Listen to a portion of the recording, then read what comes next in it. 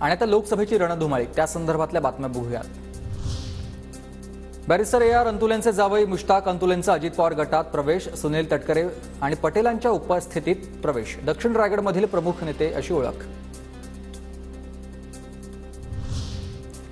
अहमदनगरमधून महायुतीचे उमेदवार सुजय विखे पाटलांकडून उमेदवारी अर्ज दाखल। मुख्यमंत्री आणि दोन्ही उपमुख्यमंत्र्यांच्या उपस्थितीत अर्ज भरलाय।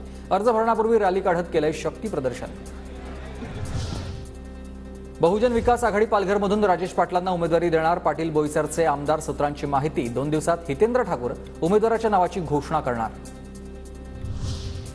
मावळचे महायुतीचे उमेदवार श्रीरंग बारणेंकडून शक्ती प्रदर्शन करत उमेदवारी अर्ज दाखल। मुख्यमंत्री एकनाथ शिंदे, उपमुख्यमंत्री अजित पवारांची उपस्थिती। ठाकरेगडाच्या संजोग वाघेरेंसोबत लढत। नंदुरबारच्या महायुतीच्या उमेदवार हिना गावितांनी काढली रॅली। शक्ती प्रदर्शन करत केलाय उमेदवारी अर्ज दाखल। गावितांची महाविकास आघाडीच्या गोवाल पाडवींसोबत लढत होईल।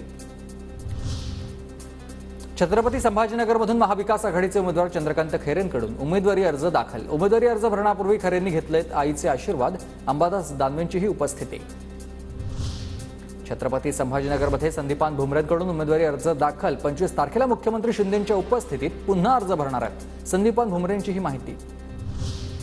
पंकजा मुंडे बुधवारी उमेदवारी अर्ज दाखल करणार। घोषणा देताना कुणाचाही अपमान करू नका, पंकजा मुंडेंचं कार्यकर्त्यांना आवाहन आहे। बीडमध्ये पंकजा मुंडेंना शरद पवार गटाच्या बजरंग सोनवणेंचं आव्हान। 24 एप्रिल रोजी माझं नामनिर्देशन दाखल करणार आहे। कार्यकर्ते घोषणा देणार आहेत, आवाज दुमदुमणार आहे, परंतु या घोषणा देताना कोणाचाही अवमान करता कामा नये। पुण्यातील महायुतीचे उमेदवार मुरलीधर मोहोळ गुरुवारी अर्ज दाखल करणार। अर्ज दाखल केल्यानंतर महायुतीची सभा।